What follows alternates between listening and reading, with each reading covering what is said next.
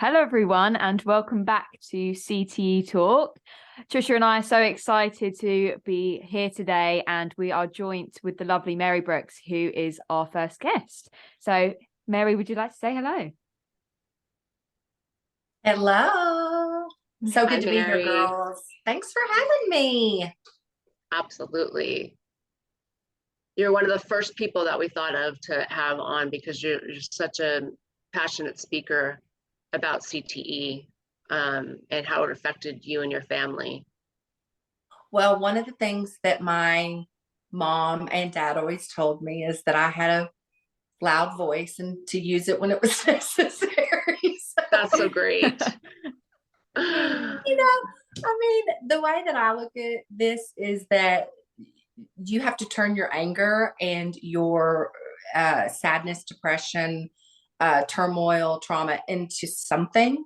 So what are you going to do with it?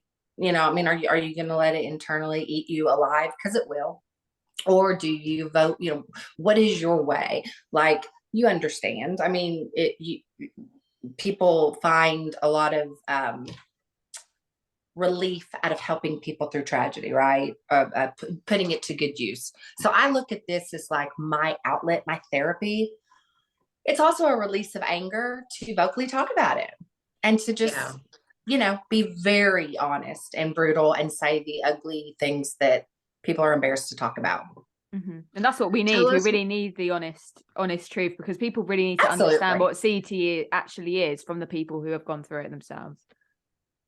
Right. Yeah, if you don't have support, you gotta have support. Tell us, Mary, tell us who in your family had CTE, and tell us a little. I know it was your dad, George Andrie, and go ahead and tell us about your dad. So my dad, he played for the Dallas Cowboys for 10 seasons. He basically played football from the time he was a kid. 3-4 years old, he was out there playing football. And he was a very good football player. He was a defensive end. He had a very good career, a lot of great accomplishments and whatnot. But he had all those sacks one year. Yeah, he did. He was a sacker. He definitely hurt some quarterbacks. And he was just a really hard worker. He and my mom had many, many kids, so they had to raise, the kids. And I would say, according to my mom and my earliest memory, it was probably about 5 or 6 years after he retired when he started exhibiting symptoms that were really noticeable, that my mother thought, that's just an uncharacteristic quality from George. I was too young then because I'm the 5th kid. So I was going to ask that. Yeah. I popped in when it was in its, it was going pretty good, if you know what I mean. It's as we are going to talk about, it's a progressive disease. So it progressively got worse, but he was extremely good at hiding it, like so many of these men are. Extremely good at looking normal, acting normal in public, conducting conversations with people normally for many, many years until he wasn't, until that became impossible. And then he retreated and no longer wanted to socialize that much and stuff like that. Yeah. Now, how old was your dad when he retired? He was 32. So he started exhibiting symptoms in his early 40s. Yes. In fact, it was about 41 to 42. My mom said she literally woke up one day with a different man. She woke up with someone who was just stressed, who had anxiety, terrible anxiety. And she thought that it was a midlife crisis, or the stress of raising 7 children, supporting 7 children is a lot. So there's always a reason in life to say, oh, things are tough and all of that sort of stuff. But she was very, she'd been with them forever. So she knew that there was something that changed. And she said that she just didn't know what it was. She just thought that maybe he was having his midlife crisis, as people call it, And when did you start to think that this could be more than just kind of a change in personality? When did you start to consider it could actually be a medical issue? So I always say that it was kind of an accident, but I don't believe in accidents. So call it what you will. Okay. I happened to be watching TV one night and flipping through, and I flipped through PBS, and PBS has this football. All I see is pro football players playing. And I'm thinking, this is so weird for PBS. What's going on?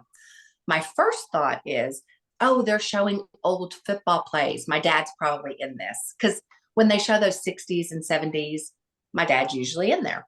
So I thought, oh, I'm going to stop and watch this. Well, it ended up being the documentary League of Denial, the PBS Frontline movie about the NFL's League of Denial about the subject of CTE. I don't know. I sat on the couch and I thought, oh my, I kept hearing the stories and my stomach kind of dropped a little bit. I got that little butterfly in my stomach feeling. And I thought, oh my God, I think I know what's wrong with my dad.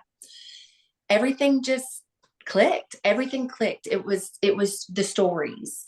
It was the people's testimonies,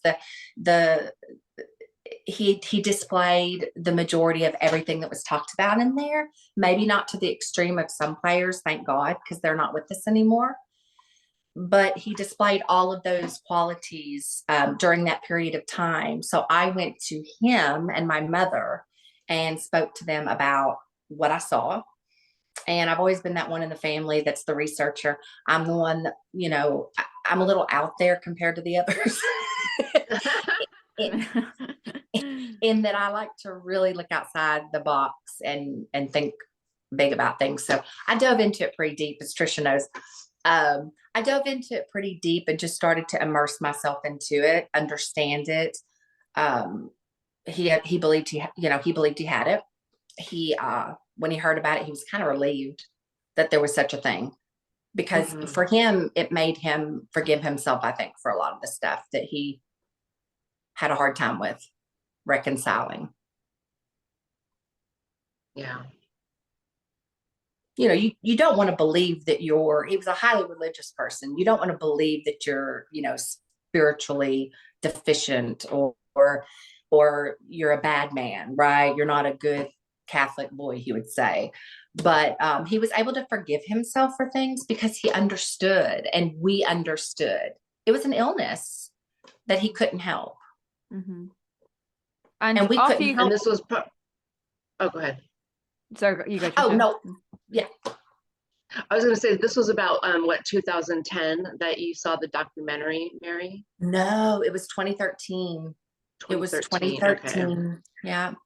And I sat and watched the whole thing, and just, I think for about 3 days, I was in shock.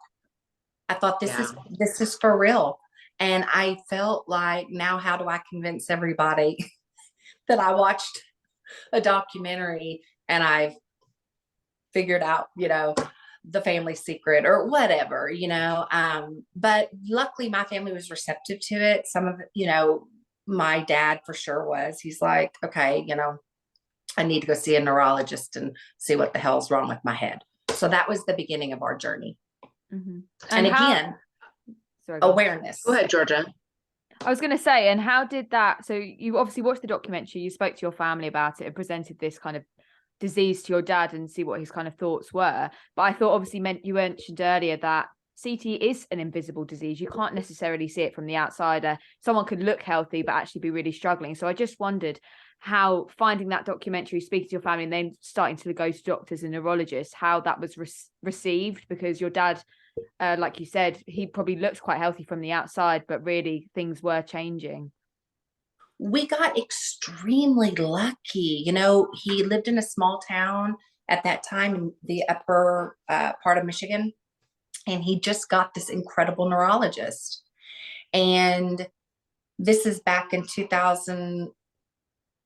early 2014, and she just happened to know. I mean, I was sort of like, okay. I mean, she wrote on the paperwork, I believe he has chronic traumatic encephalopathy, and she wrote it on there, which, doctors weren't doing at the time. They weren't doing that at the time. And then the neuropsychologist that my dad saw was fabulous. And he said, your dad does not have, he's got depression, but he does not have a mental illness. He did an 8-hour thing and said, your dad's suffering from an early form of dementia. And it's not, and he said, I believe it's from all the years of repetitive head trauma. So that was in 2014. And I was told, that's just not true by the NFL. They were like, that's not true. So this began another neurologist who was fabulous and confirmed it as well. So we got really lucky that we saw doctors that were already aware. And I believe that the neurologists have been aware for a long time. I don't think any of them are surprised. I think the only neurologist you'd hear something different from are the ones contracted specifically by the NFL. They kind of see things differently than other neurologists do. I've had the same experience. Even if the neurologist, even way back when they weren't really familiar with the CTE, the acronym, and exactly what it stood for, no neurologist was surprised. That a football player had what was going on. So yeah, same experience.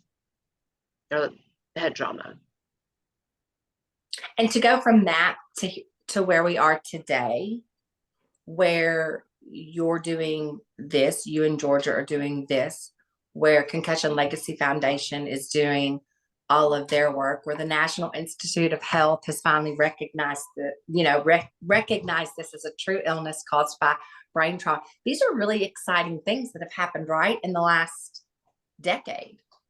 From many of us not knowing what this was at all, right? Right.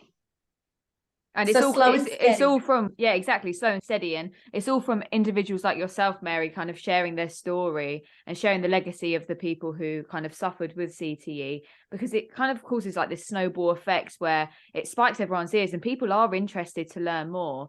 And I think we are definitely on the right path and we're stepping in the right direction of more and more people understanding it. And that was our hope for this podcast, Trisha, wasn't it? That people who don't really know what CTE is learn more from the people who have been affected by it most. And that's what we are kind of really excited about, being kind of a small part in the bigger picture of that process. Absolutely. Educating and hearing the stories, because as you know, Mary, as you both know, the stories are so different sometimes. Sometimes you have very angry players. Sometimes you have players just with impulse control issues. Sometimes you have players or with just addiction issues, or sometimes you have all of them. And Mary, you mentioned obviously you're one of, sorry, Mary, go on. No, I think to Trisha's point, it's the cultural side of this is sad because of the fact that now we know something about something we loved that was beloved to the masses, not to me anymore, but used to be, something I enjoyed very, very much. But I think as we learn more about it and we realize the dangers and, the addictions that Trisha's talking about, they definitely run hand in hand with, CTE, just like all mental illness. You try to calm your mind, so you begin to take drugs or whatever. But let us not forget that these guys were on drugs all the time, given to them for, without prescriptions for various reasons, for sports injuries. And a lot of them left the league addicted to drugs already.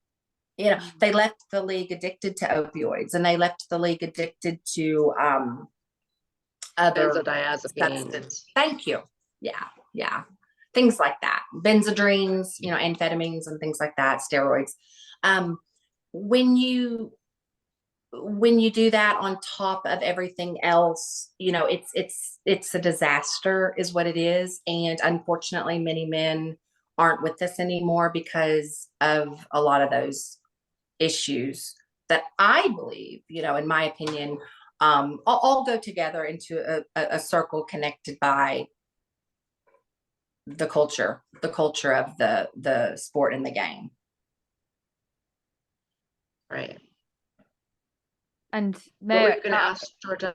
I was going to say, obviously, going back to kind of the situation that you were dealing with your father, you mentioned how you were one of 5 children? And I just wondered how easy it was for you to adopt the caregiving role for your dad, because I know it is such a challenging role, and it comes with many demands and challenges. So I just wondered how easy that was for you. So the act of it was very easy for me. The act of caregiving for my parents was really easy because that's just what you do and that's who I am.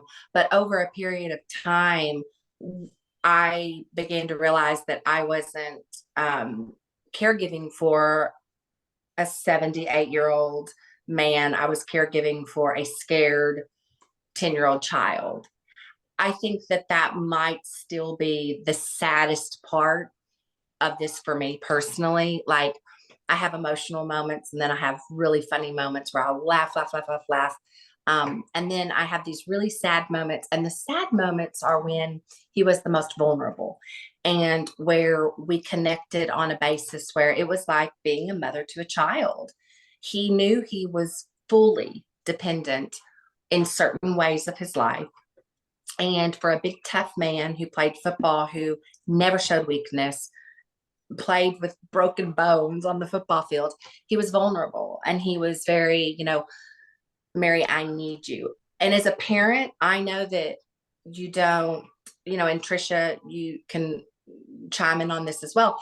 You don't ever want your children to feel like, you're dependent, like they have to take care of you and all of that. So for me to see my father come to me and be like, because my mother was in bad health, I want to be clear about that.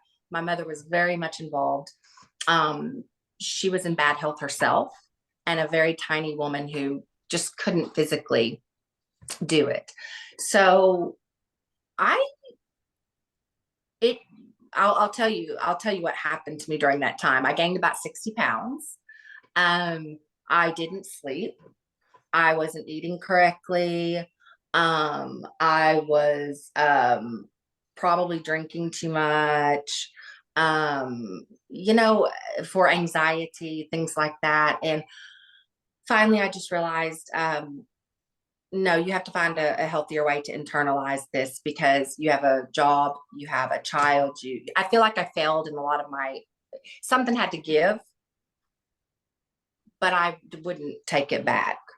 I would never take it back. But yeah, it destroyed. I'm still building myself back from it, Georgia. It's been a long time. I mean, my dad passed in 2018, and I'm still, girls, figuring out like the trauma of letting it go, the hysteria of, oh, he fell again, the hysteria of the calls at work, and the dad has a wound that, is infected and he might go septic and die and, leave work. But I comforted him and I stayed with him because he was very scared, and he was scared that they were going to do something wrong. They made a lot of mistakes. People do, but there were a lot of medical mistakes. And each time one happened, he'd freak out and I'd have to go. And if I wasn't there, he'd freak out. So it didn't fall on me as like, oh, Mary, this is your responsibility. You have to do this. I'm kind of a jump in there and get it done person. And then he became real dependent on me. I became like his person, right? And we had some of the best times we've ever had in our life during that time. I wouldn't change it for the world, but it definitely, I can tell you as a caregiver, caregivers need help. Caregivers need therapy. Caregivers need help. And you can tell a caregiver to take time for themselves and just stop. They are not going to do that or be able to do that. I wish that were the truth, and I love everyone who told me that, but it's tough. It's tough with this disease. They're a child. They go right back to being a child. Yeah. Mary, going back to, if we could, back to when your dad first started exhibiting symptoms. We talked about like in his early 40s around there. Like, what were those first symptoms, and as compared to where he was in these years you're talking about right now? So interestingly, the symptoms didn't start with memory, that was one of the interesting things I learned about this disease, is that the memory actually comes later. The memory loss, in the later stages of the disease. So in the beginning, it was more anxiety, depression, impulse control. Just impulse control, just making big decisions too quickly, making decisions, without my mother being involved, which is not the way their marriage was. That they didn't have one of those marriages where my dad did whatever he wanted and didn't tell my mom. He did some things like that, and I was young. Obviously my parents protected me from those things, but I saw the environment change. You feel it as a kid. So I just started to notice that he became more distant, and that he was always such a social and happy guy. And he got to where he only enjoyed family events with our family, he or people that he really knew. He did not like to go to places where he didn't know a lot of people. He also just never fully got comfortable, I don't think ever, with all the attention of being a professional football player. To be honest with you, that was so not my dad. Like, he didn't go to events. He didn't go to, he did charity work, and he did some autograph signing. He would do anything for charity, but he just wasn't, he wasn't one of those guys that would go places like that and be seen or go to the games. No, he was, too busy working. And when he walked off the field, he kind of left it. That was his job. He's like, got to make money for my kids now, but the first signs were, he didn't tell anybody. The first signs were directionally, like getting lost. He just got lost around. He would always go. He forgot where to turn. He would go to the grocery store all the time. He was the grocery store guy. My mom would send him with a little list, a little notepad, and she would stick it in his front pocket and stick a cell phone in there, because how can you not see that?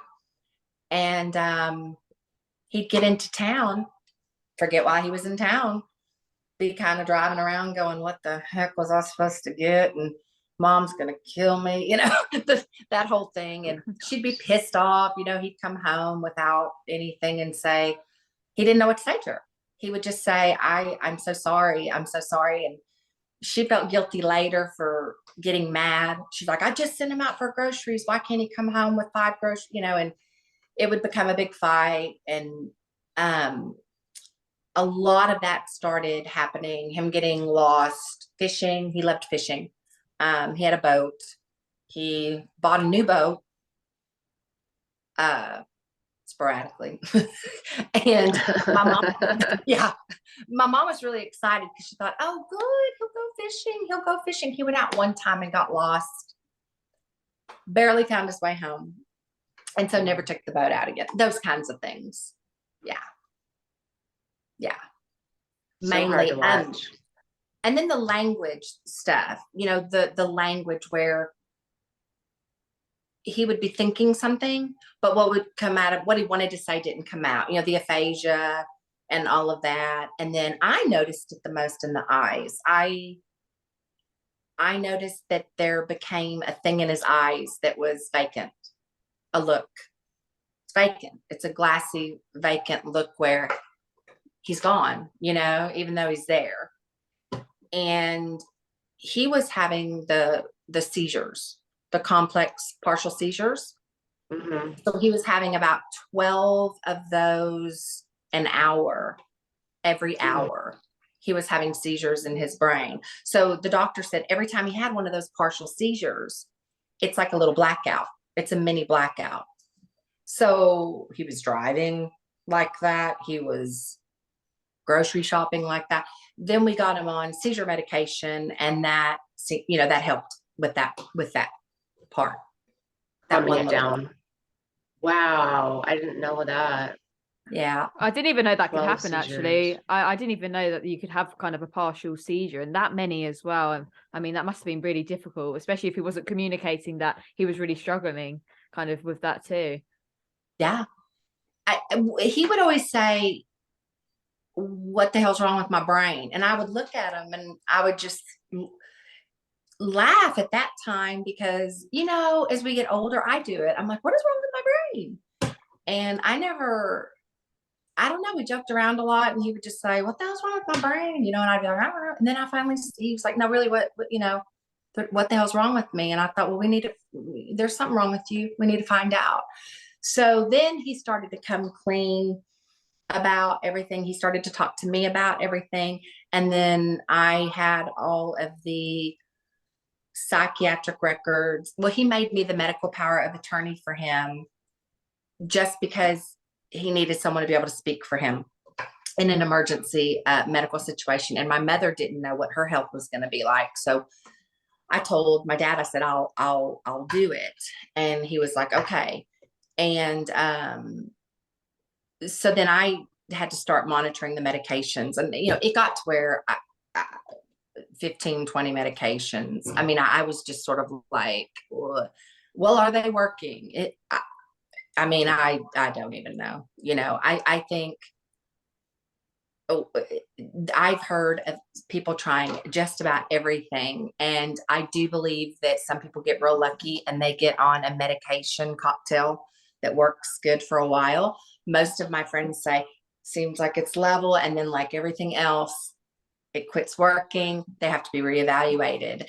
And I don't know of anyone who's been on like one psychiatric drug for CTE and just been like, great. You know what I mean? It's an ever-changing thing.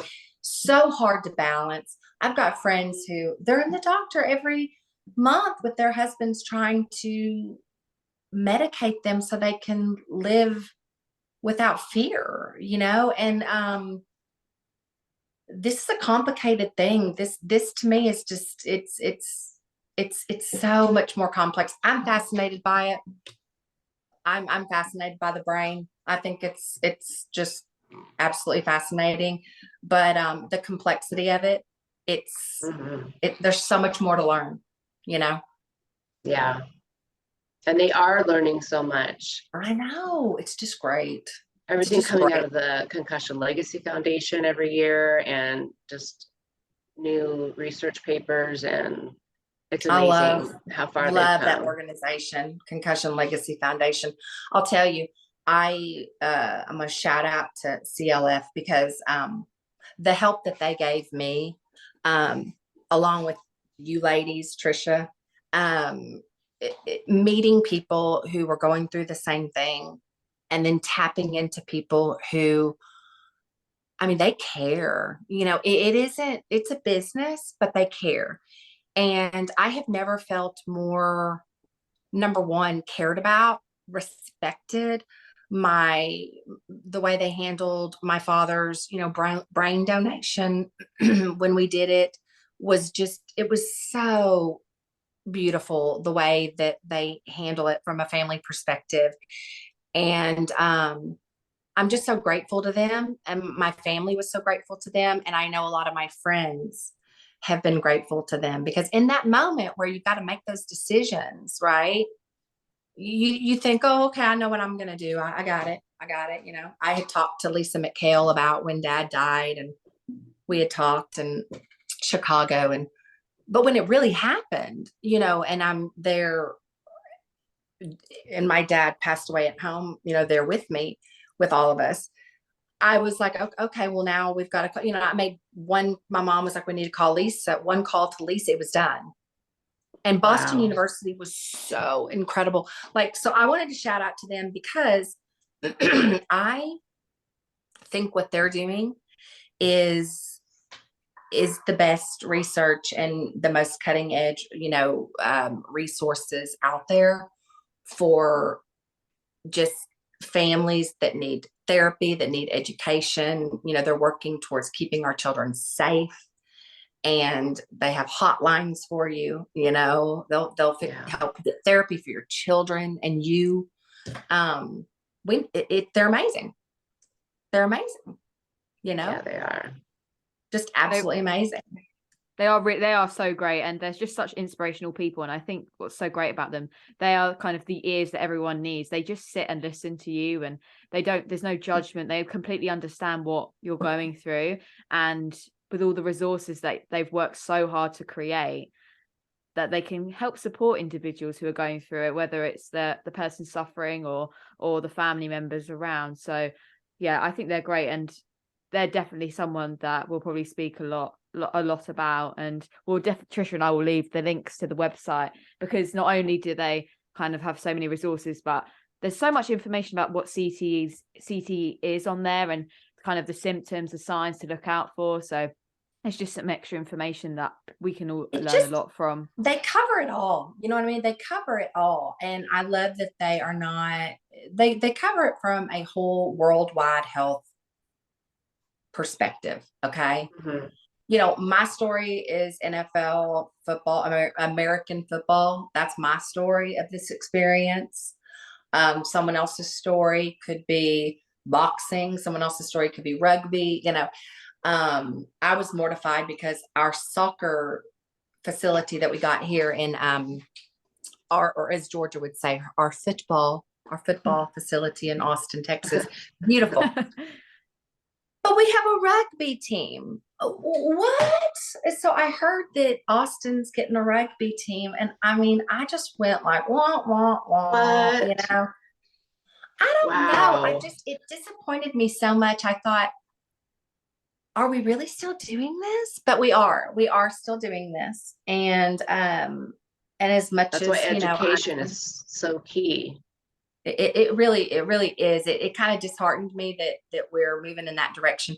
However, I don't know, I don't know much about I don't know if it started or anything, but it just disappointed me a little bit. But then I hear of these little snippets of great things. Like I have friends who call me and, it's back to school time. So the kiddos are getting ready for football practice.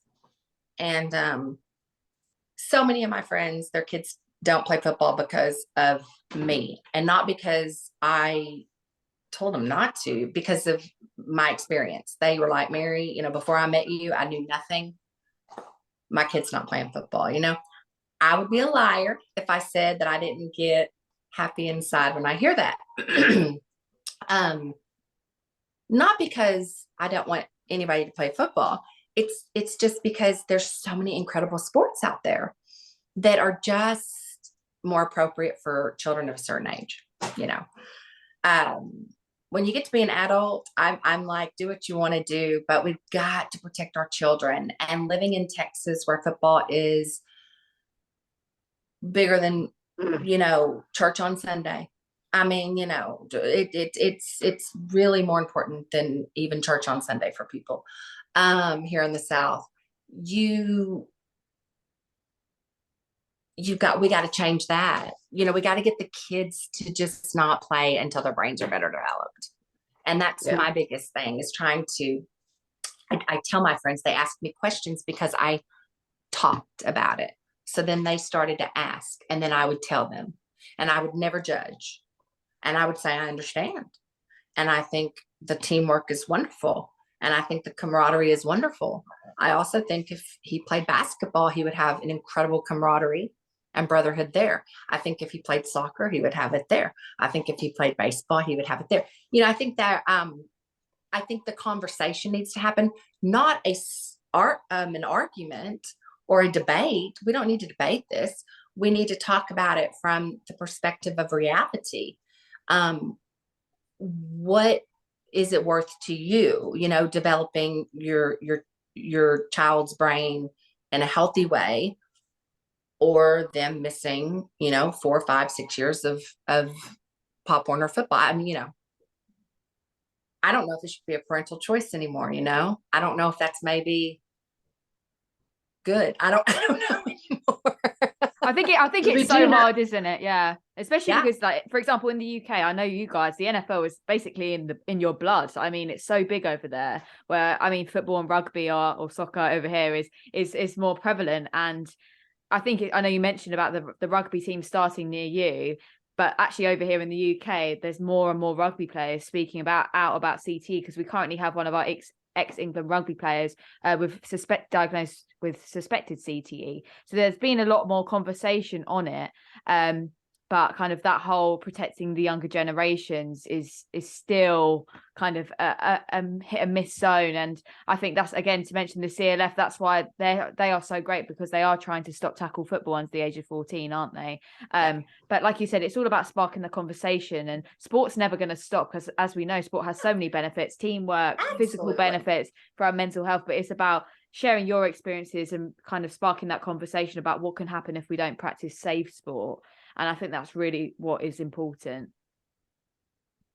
It really is. And I think that children are, they're also pushed physically a bit much, before they're developed, growth wise.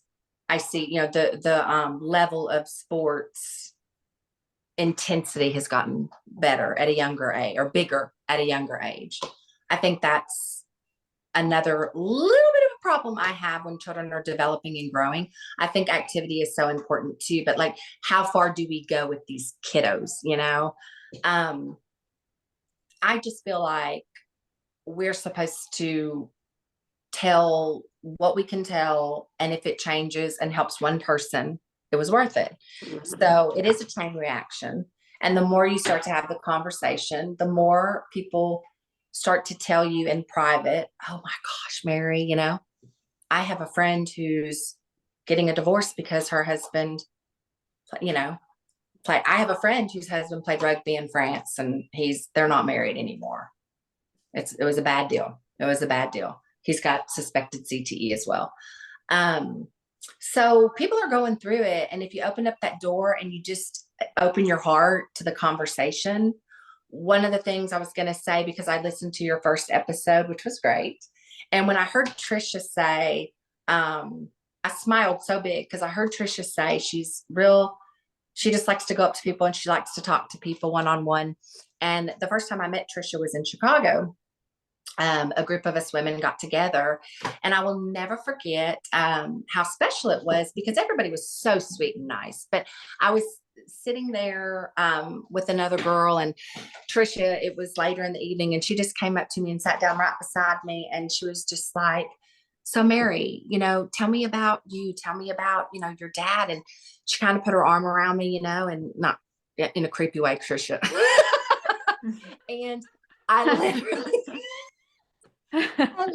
was like, I felt like somebody just gave me this big hug, and you listened to me. You looked me in the eye, and you took everything I said in. It wasn't small talk. It wasn't like, oh, you're just talking to somebody about, oh yeah, my dad's had CT.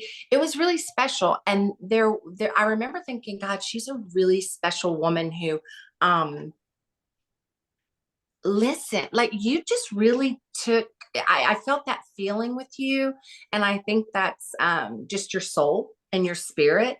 But those are the things that help you when you're going through what you're going through. My dad hadn't passed away yet. It was actually, but things were bad. Things were bad for us. And she just took that time to really kind of pull me aside alone, and wanted to know. She wanted to know about me when everybody has everything going on, but we hadn't met yet, and she wanted to connect with me. So I really just look at that and say, see what a gift it is that us women stick together, and that we're able to talk to each other, because that's a lifeline. I mean, that becomes a lifeline for a lot of people. I don't know where I'd be without my girlfriends. I call them my NFL girlfriends, but I don't even like to label them NFL girlfriends. I just like to label them girlfriends, because a lot of them have become closer to me than some friends I've had my entire life. Oh, absolutely. And thank you for saying all that, Mary. But yes, we did get a chance to be with a group of incredible women. I don't even remember what year that was, but that was it was actually 2018. It was 17. So no, it was 2017. Yeah, because your dad was still, Yeah, wasn't close yet. It was 2017. He passed in 2018. So yeah, it was about a year before. Yeah. Have you guys not seen each other since that point then? We have not. No. Oh wow. So the huddle, the thing with the huddle is the first huddle that I was invited to, dad had just died. And I told Lisa, of course I couldn't go. My mom died in April. So the huddle happened in February. My mom ended up dying in April. So I missed and then COVID hit. So I have not been to a huddle yet, y'all. I have not been to a huddle, but I'm going this next year. Nothing's stopping me. Well, I've only been to one, but I missed doing the gridiron greats and going and volunteering for that. And that's mostly been because of COVID. Yes. And that's the thing is that so many of those things, they kind of got, but I intend on attending and getting involved in that. And of course, I eat all that stuff up. I mean, I know it's a lot of information, but I love the information. I just love it. And I was reading George's transcripts of or some of the things that you published, Georgia, with some other people where you had been to the huddle and you had written a paper on that, and it was very, very good. Thank you. So I tell you, I like to go and read stuff. I love. She is a researcher. I like it. Well, my mom used to say I asked too many questions. Me too. They used to tell me that too. Or I was reading all the time, reading, Well, it's if you want to understand something, you've got to, you've got to learn it. So that's what I look at this as, is I think if we learn about this disease, the real disease, we learn the truth about the disease, which is what we're talking about, having experienced it, some of us, or seen it, or, with a friend or whatever. I think that that's the most important part. I really do. I think it's so important because people are ashamed of their stories. People are embarrassed to tell their stories. People are embarrassed to say, my husband took all the savings and it's gone. I don't know where it went, or he gambled it all away, or he pulled a knife on me, or he, threw me down the stairs. Or he's drinking all the time, or shot a gun in the house, you name it, they've done it. Disappeared at the airport, and we shouldn't be ashamed. Nobody should be ashamed about that. I feel like we should be past this, even though with some some people still aren't comfortable with it. I'm very comfortable with it. I think that we need to talk about it because it's a problem and people shouldn't suffer. And if we can help them, like I said, in a huge amount of people or a small amount of people, we've helped. And that's what our sadness and our loss is supposed to, I'm manifesting it into that. That's what I'm trying to do, and so I just, I just want people to know that there's nothing to be ashamed about. Nothing.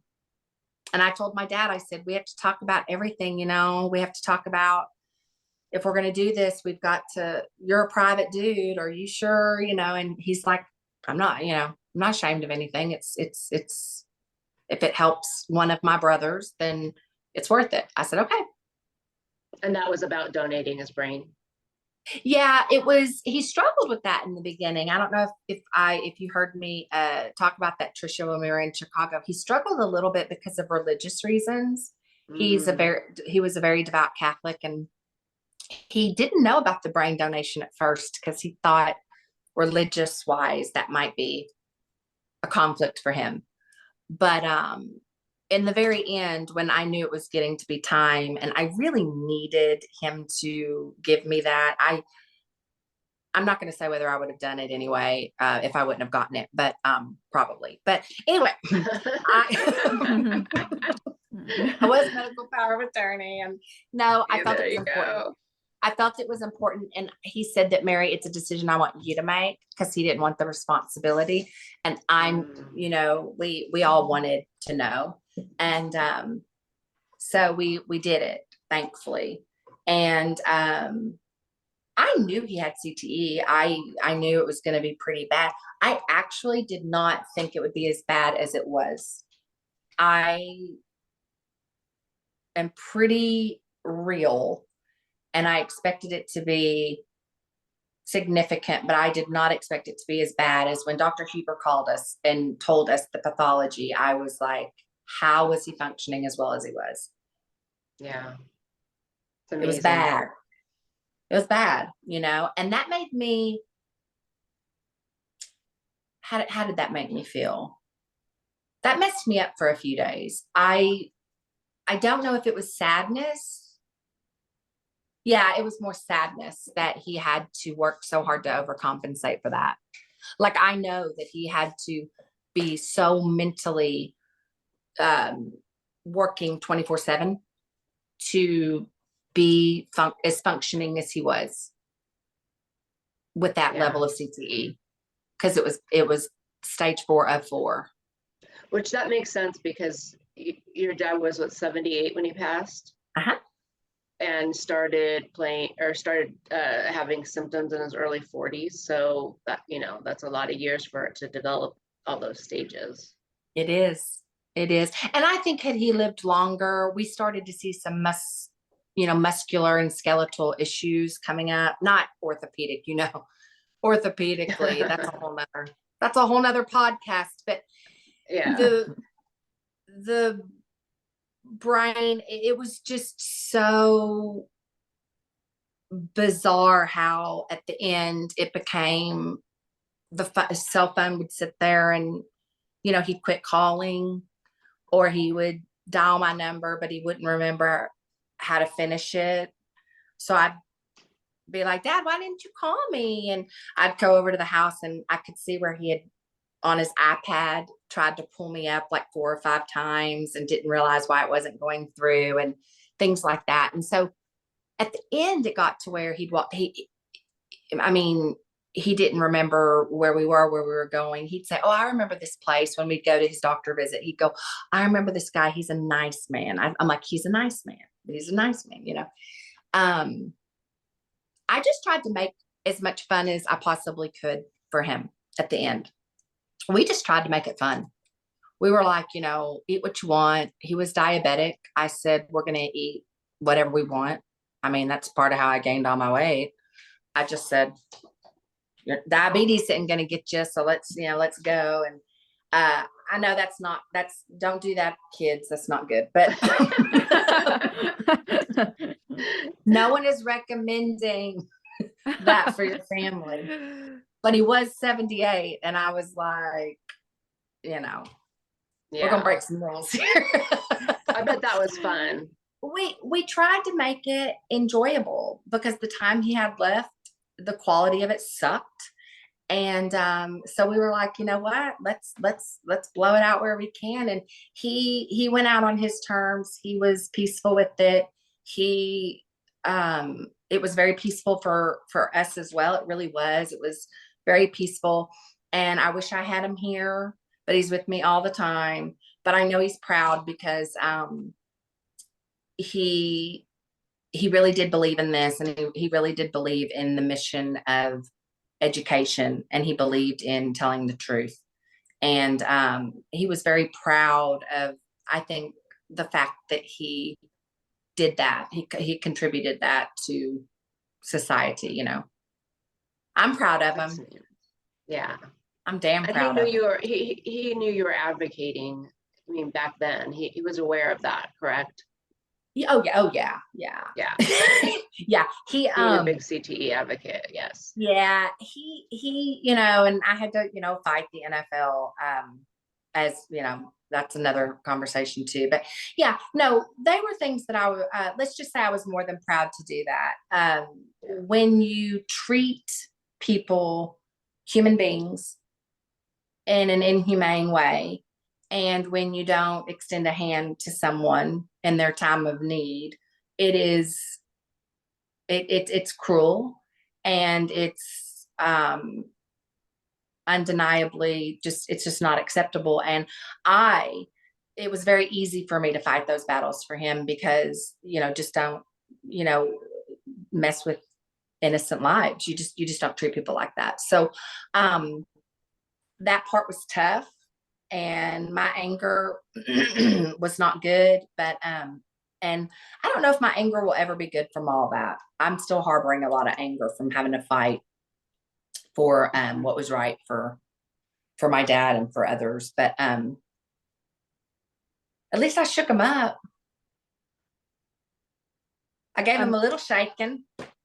You've played such a big role, Mary, and I know I've been very lucky that I've been able to speak to you prior to this, but for what you've done for CTE and for your dad especially is so remarkable, and you're such a positive positively spoken lady, especially after everything you've gone through. So you really must take the time and realize how amazing you are and how much you are doing for so many other people, whether they are going to go through it now or who may go through it in the future. So I think that's really important to remember.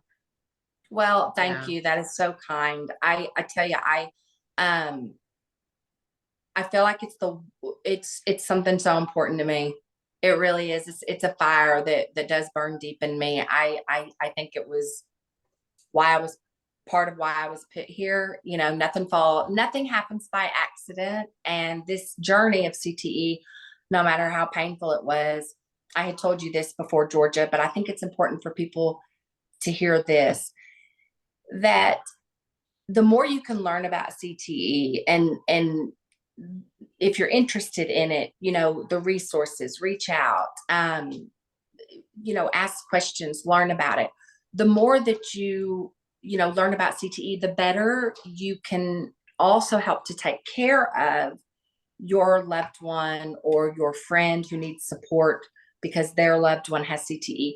You know, understand the disease. The disease is not your normal clinical genetic dementia. It's not your normal clinical Alzheimer's. It's very different. It's very different. It's frontal lobe damage, and it's different. It's actually different. And so I always tell people that if you can understand it, then you can be more forgiving. You can be more graceful. It's hard to stay in a state of positivity when you're dealing with someone with CTE and they're out of control and they're screaming at you, or you're in public and they're embarrassing you, or, you know, they're doing something completely inappropriate or just whatever. And you have to always remember, up here, you have CTE. You know, this isn't normal George. This is George with CTE. And so educate yourself, because not only does it help you to understand the disease, it will help you to care for the person with the disease. See it in a different light. Understand that, like alcoholism, it's a horrible, horrible illness that affects everybody that you're around. You know, when it gets to a certain level, it affects your life, your job. So does CTE. And the thing about it is, they're both diseases, right?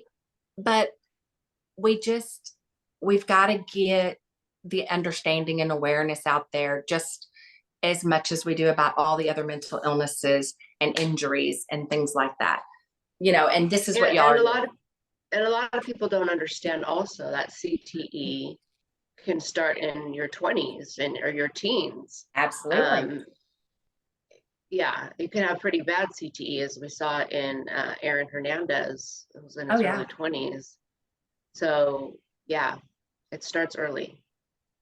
Yeah, and these kids are faster, stronger, they're training earlier. I was watching some clips of Aaron Hernandez, of course, you know, watched the documentary, listened to the podcast, saw, you know, but I watched some clips of Aaron playing because I never watched him play, and I got chills up my spine. I had no idea the guy played football like that.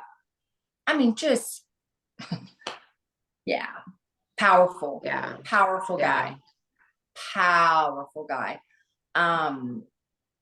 And it is heartbreaking. Yeah, at 20, I think it was 27 or too young. Was it 27? Yeah. Too young. I think if anyone hasn't watched that documentary, it's a real good watch to learn a bit more about CT and kind of, like you said, how it can be prevalent in younger people. I think it's still on Netflix, isn't it? That's definitely where I saw it, but that's definitely worth a watch, I think. And we could Yeah, put it in is. our show notes all a link to the stuff, right? Like the Concussion Legacy Foundation and the movie and all of that. So yes, it will be on you the guys can show look for notes and that. also on our website. We'll put it on our website, a link to every kind of important place where we feel it provides the best information. Great. Yeah, that is so great.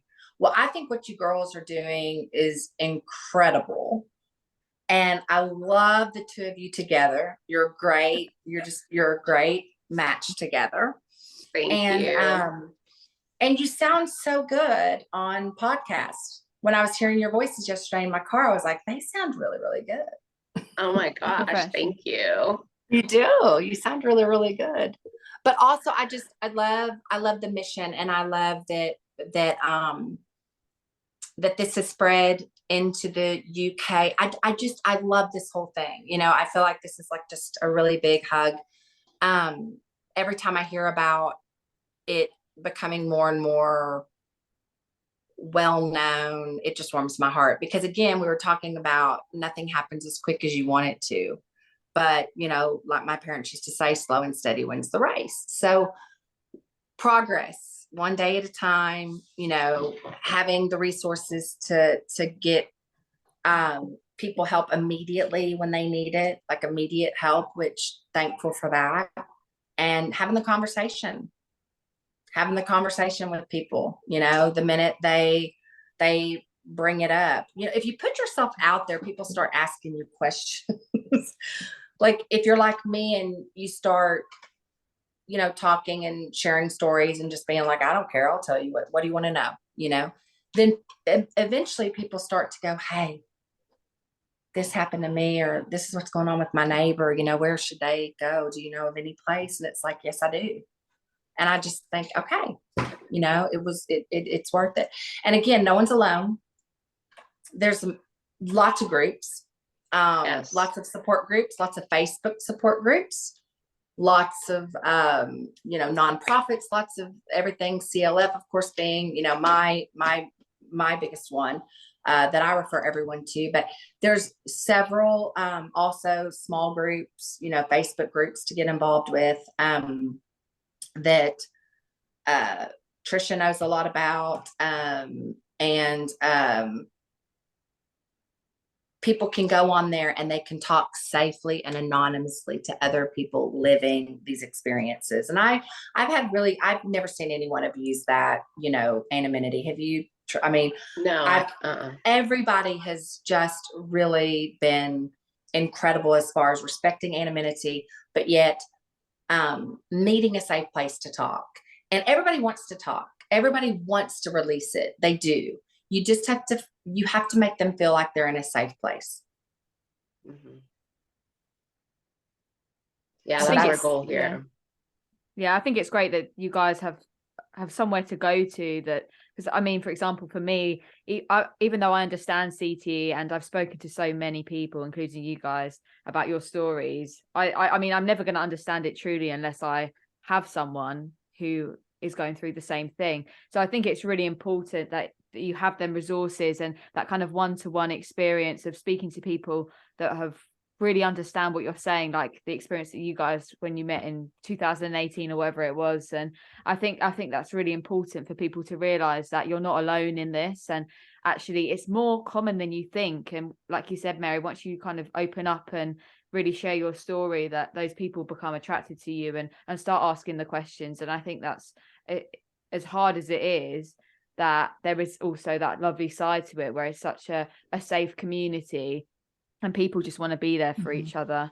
So hopefully kind of there's going to be more and more of that as time goes on. Yeah, that's what I'm hoping for. And y'all are making a difference. You're doing it right now. So we just have to keep moving forward and keep doing what we're doing and keep encouraging people. And I just, you know, I think it's great. I think it's great we're having this conversation. There's so many other conversations. Like I keep thinking y'all are going to have so many incredible conversations on this thing. You know, it's just endless what you can make happen with this and how important it is. And I think it's going to make the biggest difference in people's lives. I think that, get ready, because I really do think that it's necessary. And I think it's great. Y'all are both strong women, you know, from different backgrounds, different things. But I think that it's a really, really great thing. And I'm so honored that you asked me to be part of it and to be the first guest. And thank you for doing that. Thank you so much, Mary.